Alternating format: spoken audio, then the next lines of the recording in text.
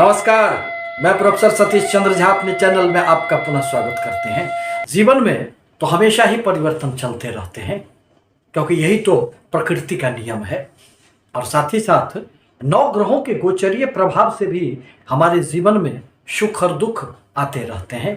किसी माह तो हमें अनायास ही खूब सफलताएं मिल जाती है और किसी माह हम सफलताओं के लिए तरसते रह जाते हैं और हमारे जीवन पथ पर इतने संघर्ष बढ़ जाते हैं कि हम संभाल नहीं पाते हैं। इसी संबंध में आज मैं बुध प्रधान कन्या राशि के लिए आने वाला माह अक्टूबर के संबंध में कुछ बातों को लेकर उपस्थित हुआ हूं। यह पूर्णतः चंद्र राशि पर आधारित है। अक्टूबर माह में कन्या राशि के व्यक्तियों को अनेक प्रकार की सफलताएं उन्हें मिलने वाली है, क्योंकि उनके राशि के स्वामी, उनके कर्म क्षेत्र के स्वामी बुधदेव उच्चगत स्थिति में लग्न में राशि में ही मौजूद हैं।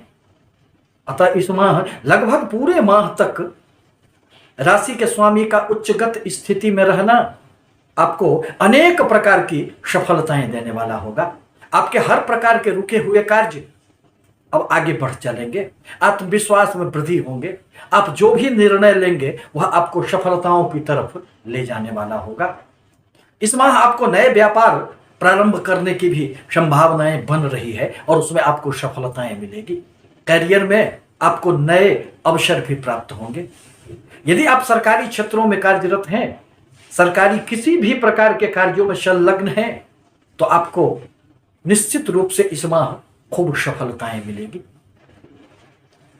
अब जहां तक स्वास्थ्य का प्रश्न है, तो आपके स्वास्थ्य सामान्य बने हुए रहेंगे। कोई बहुत अधिक परेशानियां उत्पन्न नहीं होगी, परंतु शनिदेव अभी वक्रगत अवस्था में चल रहे हैं और आपके 6ठे भाव के स्वामी शनिदेव ही बनते हैं। अतः 23 अक्टूबर तक आपको फिर भी अपने स्वास्थ्य पर ध्यान रखने की आवश्यकता पड़ेगी।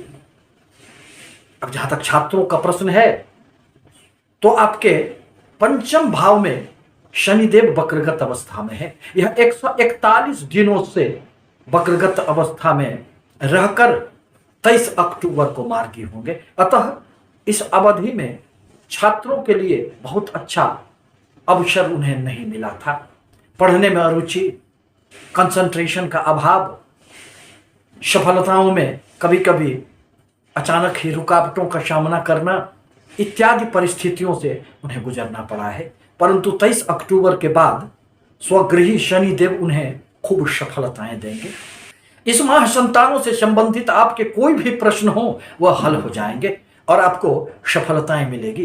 प्रेमी जनों को भी थोड़ी बहुत समस्याओं का सामना तो करना पड़ेगा, परंतु फिर भी 23 अक्टूबर के बाद उन्हें भी एक दूसरे के करीब आने का शुभअवसर प्राप्त होगा। अब जहां तक आपके परिवार भाव का प्रश्न है, तो वहां केतु देव की स्थिति बनी हुई है। आपके धन भाव में, परिवार भाव में केतु देव रहकर बहुत अधिक सुखद परिणाम नहीं दे रहे हैं। झटके के साथ धन खर्चे हो जाना, परिवार में आकस्मिक रूप से कभी भी सामंजस्य का अभाव हो जाना, वाद विवाद की संभावनाएं बन जाना, अनावश्यक रूप से एक दूसरे पर छीटाकशी करना, एक दूसरे पर संदेह व्यक्त करना, ये सब सारी बातें केतु के प्रभाव बस है। शुक्रदेव अभी आपके नीचगत अवस्था में लग्न में आपकी राशि में विद्यमान है, परंतु उनका जैसे ही राशि परिवर्तन होगा वह स्वगृही तुला राशि में आपके धन स्थान में प्रवेश करेंगे। 18 अक्टूबर के बाद आपके परिवार में खुशियों का माहौल आएगा, धन का लाभ होगा, संपत्तियों में वृद्धि होंगे, क्योंकि धन भाव के स्वामी का अपनी ही राशि में रहना फिर आपको अनेक स्रोतों से धन लाभ भी देने का कार्य करेंगे। अब जहां तक दाम्पत्य जीवन का प्रश्न है, तो दाम्पत्य जीवन के स्वामी तो देवगुरु बृहस्पति बनते हैं। यूं तो अभी वह वक्रगत अवस्था में है, परंतु 7म स्थान में स्वगृही बैठकर वह हंस नामक राजयोग का निर्माण कर रहे हैं। अतः जहां व्यापारियों को भी हर प्रकार की खुशियां प्रदान करने के लिए देवगुरु बृहस्पति तत्पर हैं, वहीं दाम्पत्य जीवन में कोई बहुत बड़ी समस्याएं नहीं रहेगी। आपके 8म भाव में राहुदेव की स्थिति बनी हुई है। अतः यह तो आकस्मिकता के ग्रह माने जाते हैं, यह तो रहस्य के ग्रह माने जाते हैं। इनकी भी दृष्टि धन भाव पर पड़ने से अनावश्यक रूप से आपके खर्चे कभी कभी बढ़े हुए रह सकते हैं। आप अपनी प्रबंधन क्षमता का इस्तेमाल करते हुए अपव्यय होते हुए धन पर अंकुश लगाने का प्रयास करें। भाग्य स्थान में मंगल देव की स्थिति बनी हुई है, अतः इस माह आपको अनेक प्रकार से यात्राओं का योग बनेगा। पराक्रम में तो खूब वृद्धि होंगे, परंतु इनका भी राशि परिवर्तन होगा और यह 16 अक्टूबर को आपके भाग्य स्थान को छोड़कर आपके कर्म क्षेत्र में प्रवेश करेंगे। फिर कुल दीपक योग का निर्माण होगा। सूर्य एवं मंगल जब भी कर्म क्षेत्र में आते हैं तो उन्हें अतिरिक्त बल मिल जाता है और वह आपके कर्म क्षेत्र में अनेक प्रकार की सफलता देने का कार्य करेंगे। यदि आपके रुके हुए कोई भी धन कहीं भी हो तो वह आपको प्राप्त हो जाएंगे। इंक्रीमेंट का लाभ मिलेगा। कुछ आपको अतिरिक्त प्रभार भी दिया जा सकता है। चंद्रदेव 2.25 दिनों में एक राशि से दूसरे राशि में संचरण करते रहते हैं और वही तो आपके लाभ भाव के स्वामी बनते हैं। अतः आपके लाभ में निरंतरता तो रहती है, परंतु आकस्मिक रूप से आपको हमेशा ही धन लाभ होता है। अतः इस माह भी आपको खूब धन लाभ होंगे।